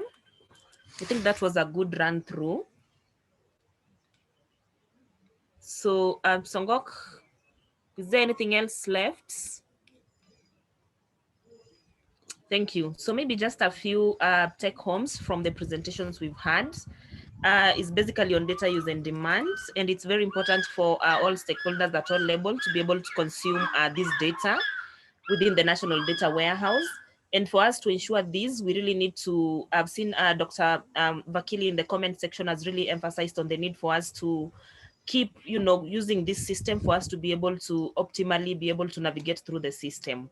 So maybe to Mary and team, I think maybe we need to disseminate some kind of guide on how to navigate around the system so that all the stakeholders and everyone else is able to optimally use the data within the system to make decisions. So looking at the reporting rates, being at 82% in terms of the overall reporting rates, that's a bit low. Now that it's only about reporting, and I like, there's a comment Songok made when he started off, and the issues around really not being able to understand why some of the facilities are not able to push their data, having that they have already the EMRs and all the infrastructures in place. So kindly let us all ensure that we push our data, and in case you're experiencing any challenges, like Faith said earlier on, kindly feel free to reach out to us so that we can discuss and be able to see how best are we able to support you to be able to ensure that all the data is pushed to the national data warehouse. So looking at the case. Betna, just a bit of clarification on the consistency of reporting for Nairobi and the overall reporting rates. Okay, so the consistency in terms of percentage is 47. So that means 67 facilities consistently reported. I think I kind of interchange those numbers. And in terms of overall reporting rates, it's 67%, but the number of facilities are 95 out of the 142 sites that have EMR in Nairobi. Yeah, I thought I needed to just make that clarification because, yeah, thanks. Thank you, Songo. That is very important. And maybe just to talk about consistency, we've seen the consistency as at the country, we are at 66%. So that is also pretty low. It's very important for us to ensure that data push to the national data, we have some kind of consistency so that we are able to rely on that data to be able to make decisions. And as Faith echoed, we've used this data in planning at the national level. This is the same data we've used for cohort analysis over the past 2 years. So kindly let us just ensure that we have all our data in the national data warehouse to be able to facilitate use and decision making. So looking at maybe the case scenarios that we've had today, as maybe Songok said, participation was a bit low, considering the number of attendance or participants in the meeting. So maybe just a take home as we do the coming meetings, or rather the webinars, kindly let us all ensure that we have our gadgets ready and be able to, access the national data warehouse to be able to do these case scenarios. They're just helping us in terms of, building our capacity and to be able to understand how to navigate around the systems so as to make decisions. So maybe a take home to the management teams, that is the county management teams, kindly let us take leads in terms of ensuring that all our reports are submitted to the national data warehouse. And by doing this, we can be able to use the reporting rates tabs or section to be able to, see what is our performance as at the county, that is before the deadline, and be able, to reach out to facilities that have not reported and ensure that the data is pushed. So maybe just to echo what I said earlier, maybe to the Palladium team, and maybe the MOH team working together, we need to maybe have some kind of, guide in terms of how to navigate around the system so that our guys are able to use that guide and be able to navigate through the system. And maybe it's more of a learning kind of guide, which we can consistently use to be able to fully utilize the data and navigate within the system. So with those few remarks, kindly allow us to proceed to the next session, and kindly let us drop our comments. Let us drop our questions under the Q&A section, and the panelists are actively responding to the questions so that at the end, when we are going to the plenary session, we'll be able to address a few that have not yet been responded to. So allow me welcome the next facilitator, that is Dr. Mudoka or Mary, to take us through the EHTS. Thank you, and over to you, Dr. Mudoka. So Betna, as Dr. Mudoka comes in, we add another use case too, but I think because of time, we may not really be able to go through the use case too. Probably we'll expand our use cases in our next webinar next week. So I think we will stop there with the use cases, but we had another use case to just let guys be able to navigate the national data warehouse. But because of time, we will not really be able to do that. Yeah, thank you, and over to you. Thank you, and bye. Thank you, Songok. I think that's in order, and maybe if the next session will also be a bit engaging, we can be able maybe to share some of the case scenarios for guys to practice, and maybe be able to share the output in the next session. if that's okay, but you can clarify at the end on how you decide to go about it. So thank you. And I don't know if Dr. Mdoka or Mary, you're able to hear me. Yes, Betna, I can hear you. So okay, thank you. Just and going to, yes, going back to Songok and team, the panelists requesting, it's Q2, so I'm not sure how much time we'll have for the rest of the session to be able to cover this. So the use case to next week, does that involve the session as a whole, or we can do a demo and extend a bit? Maybe Dr. Oramis, you can guide us.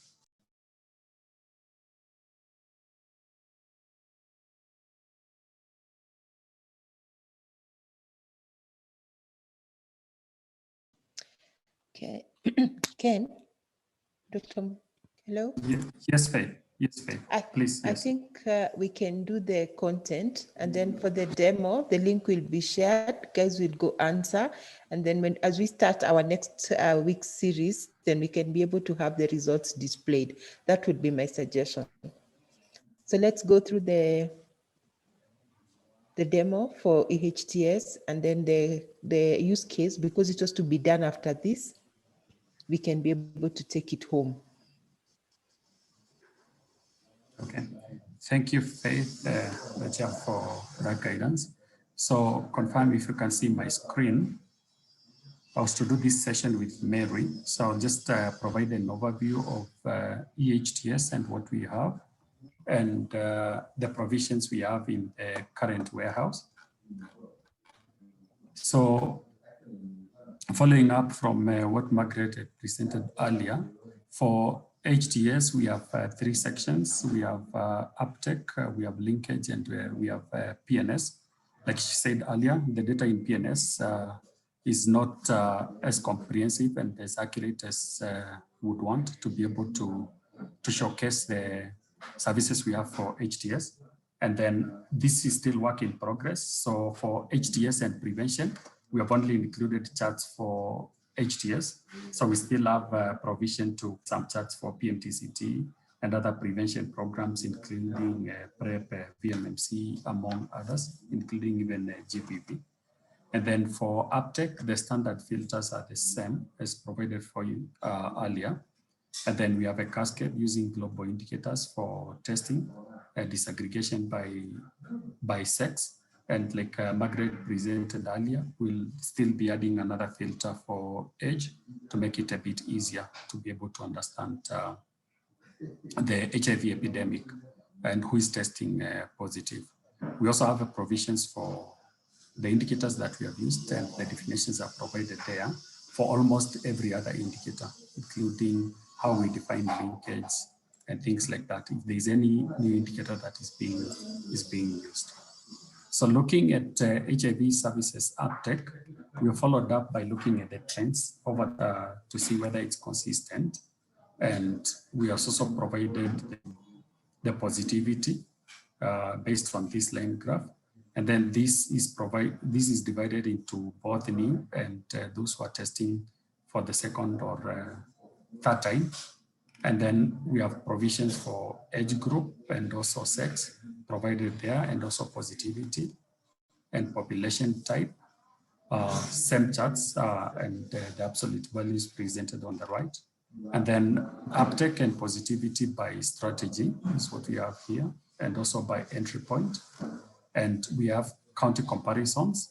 And obviously some counties haven't been using the EHTS at great length.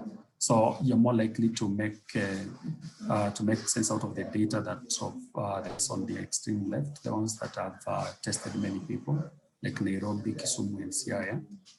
And then you can also be able to do partner comparison. For this explanation, I've just drilled down to the month of February 2021 to just demonstrate this. And then the interactive visuals and the pointers and the other features, I'm told this is a hamburger, you can be able to export to be able to explore this data much further depending on what you want to achieve. So other elements in the HTS register, like uptake by couples, whether it's self-testing, is also provided for there. And importantly, if you're looking at positivity, depending on when someone was tested, and you can see from 18 months, the positivity is getting higher based on the data that we have. And also based on who is screened for TB, but also positivity based on the outcome TB screening provided for there. So this template is also the same one that we use to be able to look at linkage in the next tab, and the same provisions are provided for. So I would not want to belabor the point, but when you look at it, you'll be able to see the outputs that we have for HTS based on the same parameters that you get on MOH 362, that is the HTS So I will not go through these charts, but the use cases that I will request Bernard to just post in the link in the chat, you'll be able to maybe drill down to particular county to be able to find some of the indicators that we were hoping you'll be able to practice on, but we are not able to because of time.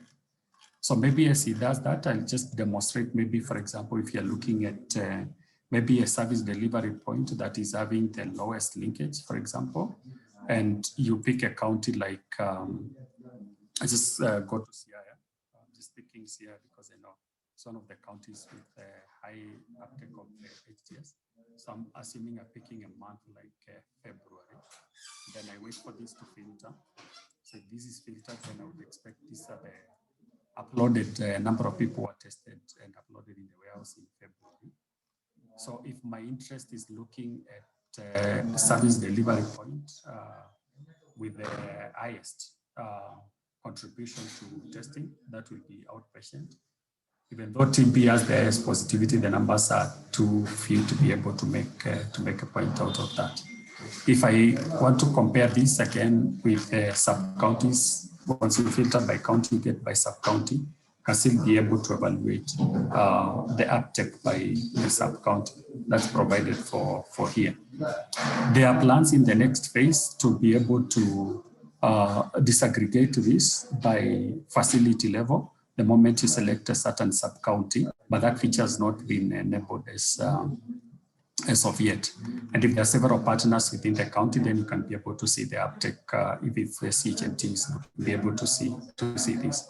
So using the same filters, if I go to linkage, I'll be able to see the uptake for the same and see whether any department that is lagging down in terms of either age group.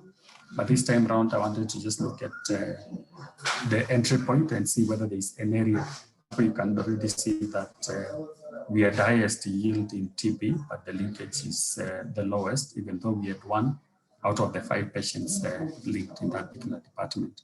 So in terms of demo, I would stop there and maybe request Bernard to post the link, and then the team can be able to interact with this. Then we can continue from there next week. Back to you, moderator.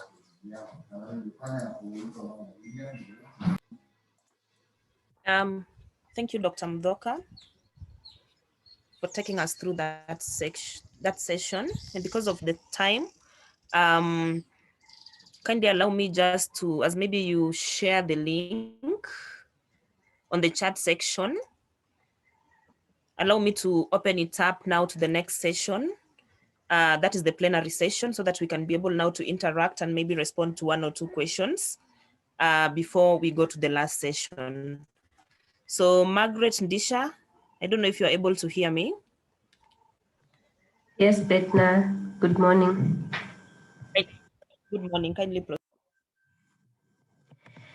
Good morning, everyone, and thanks for the awesome participation. I see we had questions that have been answered over time.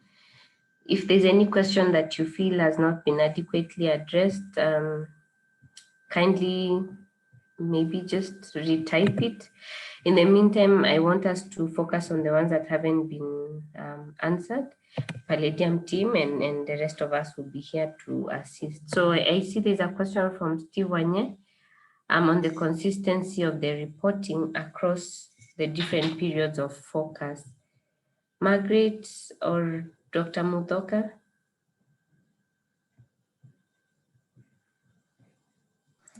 So I think the question for consistency, we look at the same sites and then we look back for the last 3 months.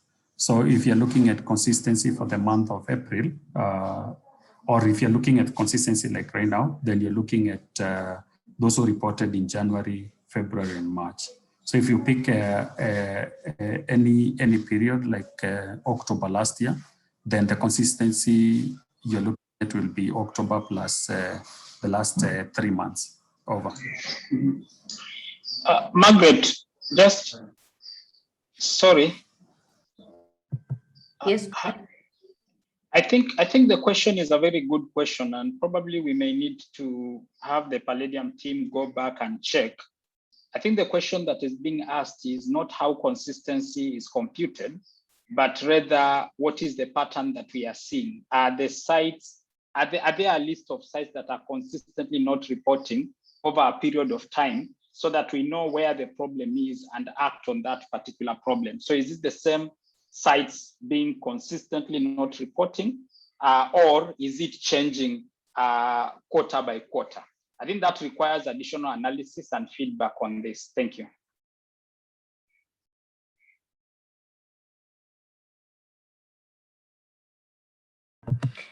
Okay, maybe I'll jump to the hands. I'm hearing there's a hand that has been up since we started. Cecilia Lumumba, are you able to unmute?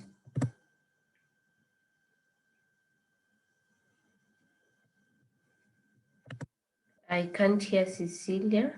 So Dr. Vakil. Yeah, thank you very much. So for this question, what Kimanga had answered, though I agree, but I am thinking that it should not be a burden of National Data Warehouse to give everything on platform or on a plate. If, for example, I am a partner, it should be my responsibility to find out what is happening in my sites and why 1 or 2 facilities are not able to report, rather than me as a partner, I want to look for answer, looking at DWH and then say, oh, Bhagati, you are not reporting. So that is one answer to that question. Then for consistency, what I felt is it should be preceding 3 months, because as you mentioned, in April, I have still not uploaded my few sites. So if you compare my April report, and then you say that, okay, Vakil, you are reporting 70% or 50 or 90, because it is not yet complete. I'm waiting by end of month. I make sure that I have reported and I am consistent. So you should check my consistency for preceding 3 months. And in the web page, it is appearing like April when you are looking at it today, and you are saying that it should have been reported for February, March, April, which is not right, but Songo correctly mentioned it should be January, February, March. Over to you.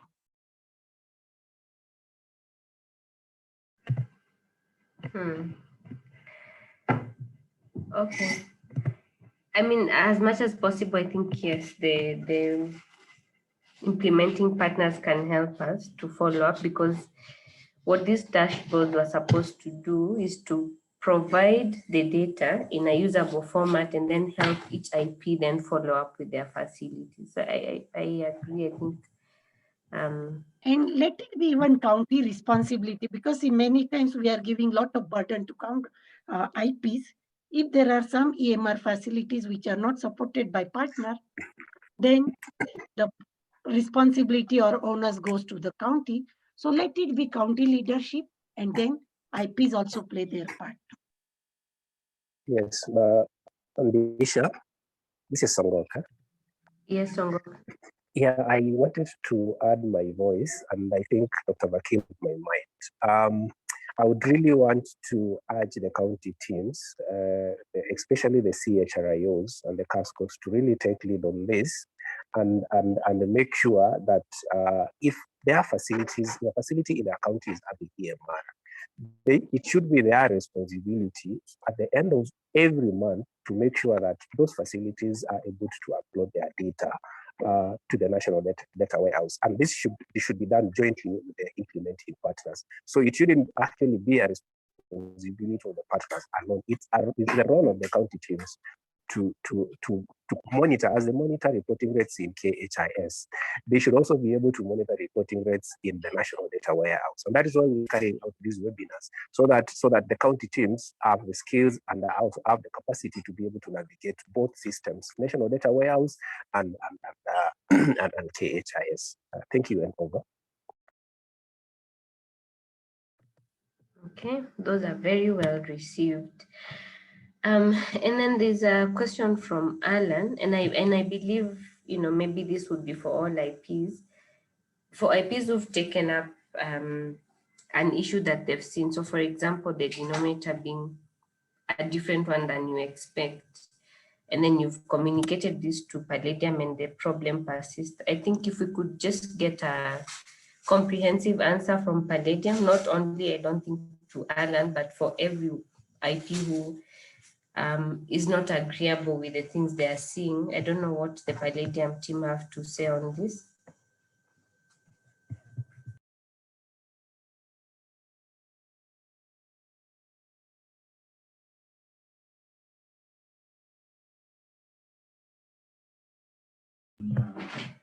Should I call out Pascal or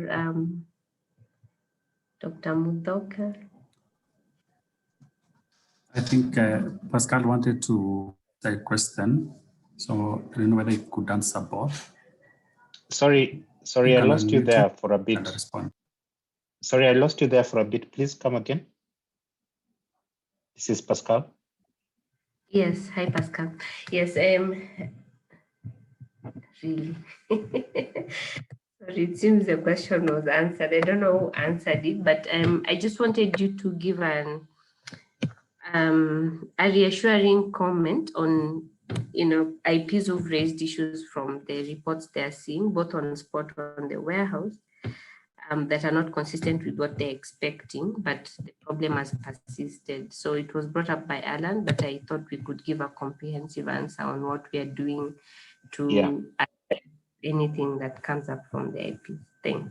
Yeah, yes, certainly. And actually this was part of the intent of this meeting, for us to elicit feedback on certain aspects that are not working well. And the plan is that by the time we have our next session next week, we will have addressed most of the issues that will have been raised during this session and follow up on them next week. So that way, every subsequent week, we are addressing issues as they come up. So one on the issue that was raised by Alan, that's something we should be able to fix and report back next week. The other is on the question that, or the suggestion given by Dr. Kimanga about giving a list of facilities that are consistently not reporting. While I agree with Dr. Vakil that should be a county and SDP responsibility, our responsibility is to make sure that getting that information is as simple as possible. So we'll look into it and then report back next week. So on those two items, we will definitely report back next week.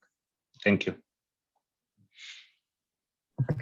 And I think, yes, if there are any other concerns, please let's just post them to the help desk so that they can be answered, and we have some, you know, richer discussions in the next webinar.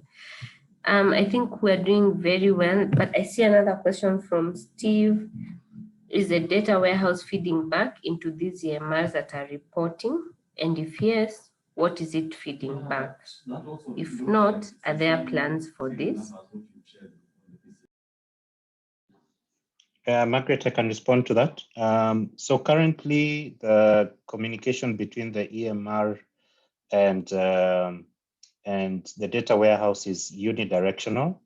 So data comes to the warehouse, and then through the different channels, we communicate back and give feedback on the data that has come from the EMR. So we have been working on a number of approaches to provide that feedback directly to the EMR, or provide feedback in a way that can be easily consumed by the facility that's providing that information. And we'll be able to share that as we go on through the different sessions. But in terms of just automatically having that bidirectional communication between the warehouse and the EMR, currently that functionality is not available, but definitely that is something as the warehouse and the EMR matures, that's something that could be looked at in the future for different use cases, that is. Over. Okay, thanks, Pascal. So in the interest of time, I think I want to give only 2 questions, then we can finish up with the plenary. I see Dr. Vakil's hand is up, and then we can have another hand. So if you have a burning question, please. Burning question. I think Steve Wane has got some quick fixes for it. So if it is there to give the feedback, he can join the team and that can be expedited. Feedback to EMRs. Yeah, Steve, do you want to react quickly? That's an invite to you.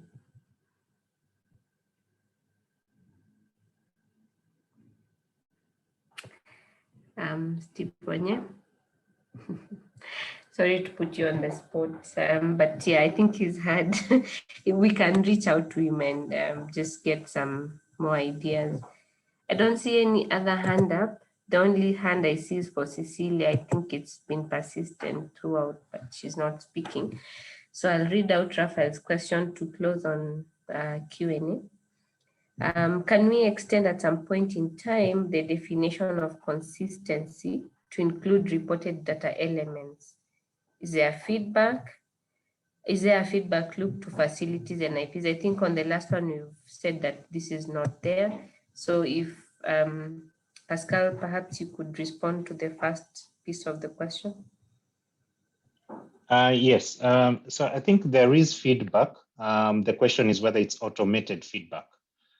So what we've been doing in partnership with NASCOP and a group of editors is that we've been authoring and distributing a reporting rates bulletin that gives feedback on completeness, consistency, and other metrics regarding the data quality.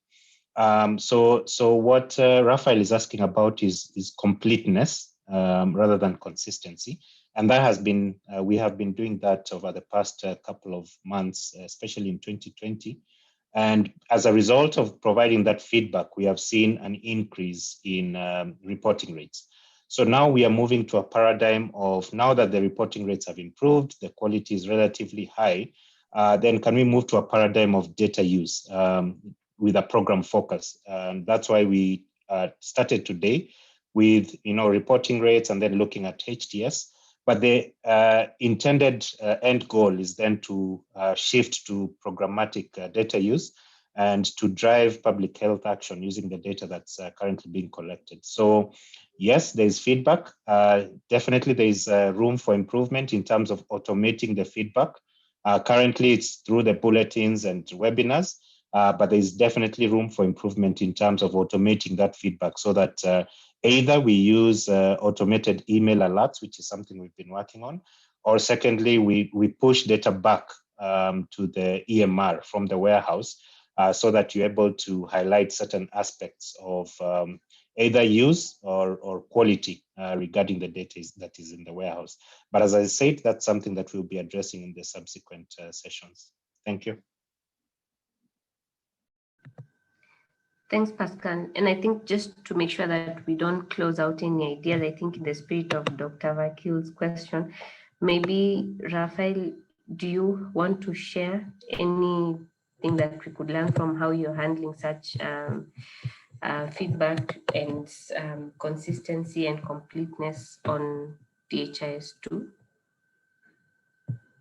Sorry to put you on the spot, but we just want to hear from you on that. Raphael? Yeah, so thank you very much, Margaret. I think the experience is not directly on DHIS2, but on another data warehouse. As you get this data, there's an ETL process that takes place.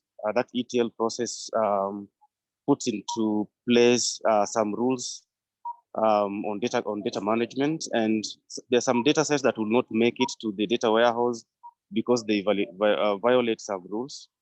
Now, that particular file is important in feeding back to the originating source about why that particular piece of data element did not make it to the data warehouse. And that feedback is important in improving the quality of data going forward. So that's what I meant. And also, I also meant that there could be completeness, as Pascal rightly said, but there could also be the consistency of reporting. If the values, for example, of some certain key indicators that are not expected to go down, really go down, are we looking at that consistency at that granular level? And can we get some kind of visualization about those data elements as well?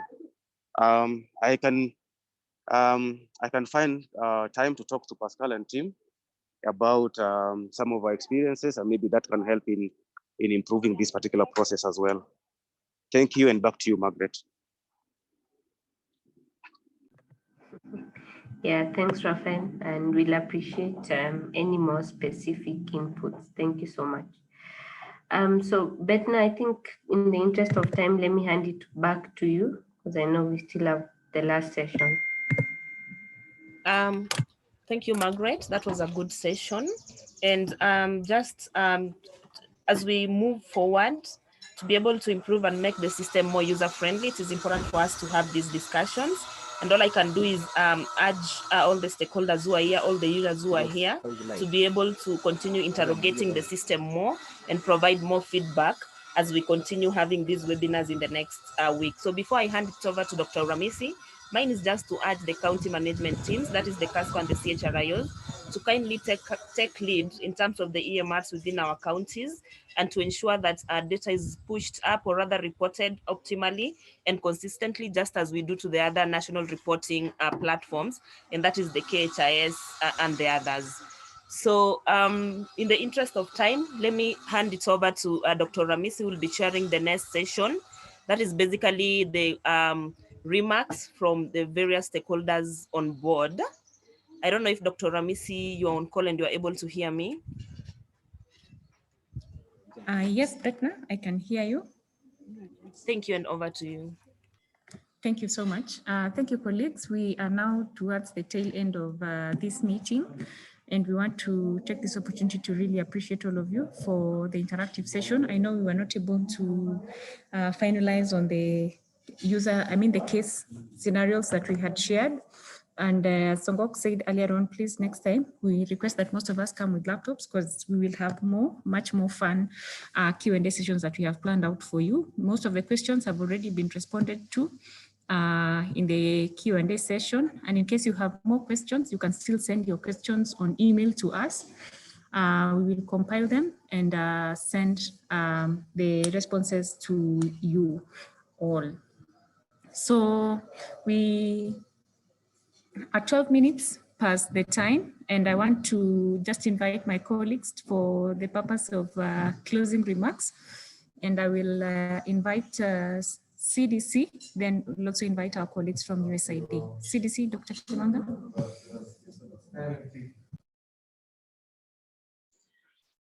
Wow, thanks a lot, Dr. Ramisi and the NASCOP team. First and foremost, I really want to appreciate this meeting. It was well organized. The content that was shared was super helpful. And I really look forward to the remaining parts of this webinar where we shall cover additional sections within the National Data Warehouse. And today, as I sat through this meeting, I was remembering how we started this journey way back in 2010 in rolling out EMRs for the HIV program. And today we can sit here and see rich data that has been collected from these various EMRs and be able to augment the aggregate level reporting that we are providing. So at the aggregate level, we know the number of people who have been tested, but when you drill down using the EMR, we are able to know who, where, when, and what is happening to these specific individuals, and what we can do at a programmatic level to resolve that. So this to me is very, very exciting, and I'm really pushed to believe that with this kind of data, we will be able to really attain and sustain epidemic control. So I really want to take this opportunity to appreciate NASCOP, and especially so for providing leadership in this entire journey. The EMR migration, that was a very difficult undertaking. Again, NASCOP provided excellent leadership, and with participation of everybody else within the counties, the SDPs, we've been able to achieve this particular migration. The data warehouse is built on open source platforms that I think are very exciting. And today, when we went through it, we've been able to see a bit of what it can do, but I look forward to really getting to see more and more, and getting feedback from all of you out there in the field to see how individual level data can help you identify where the problem is, so that you can act, and once you act, then we are able to achieve the program goals that we expect. I believe the experience that we've gone through will be very instrumental in the building and the deployment of the digital health program that Dr. CTNA talked about this morning. So again, we really want to ensure that whatever has been done is sustainable, and the county leadership and ownership is very key. Working with the implementing partners on the ground will be very important. And from CDC end, we pledge to continue supporting you at the national level to really ensure that this is serving your need, and you are able to you are able to make use of the individual level data that is well packaged for action. Asanteni sana, and look forward to the upcoming sessions. Thank you.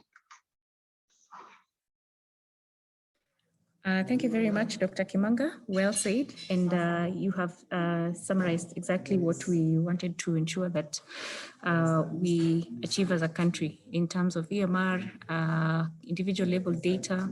That is really well said. And I will not repeat everything that you have said, but to appreciate you all and to appreciate CDC for the great support, including the partners that have been supported at CDC, the support that you give the ministry. We recognize that and we appreciate.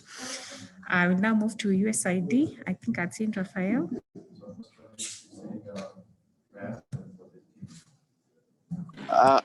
No, Dr. Ramisi, I think if Peter or Washington or Brian are not there, we could give them the chance next time. I may not be able to comment. Yeah, I can't, because I can't see Brian.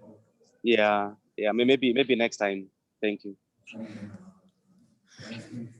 All right, anyone else from USID? Thank you, Raphael.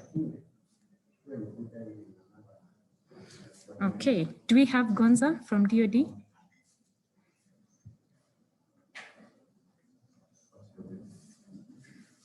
Gonza, DOD. All right, okay. So colleagues, allow me to just say thank you very much to all of you who were able to attend the meeting today. We are going to continue with the series of these webinars next week for the next 3 coming weeks, same day, same time. And we hope to see you all.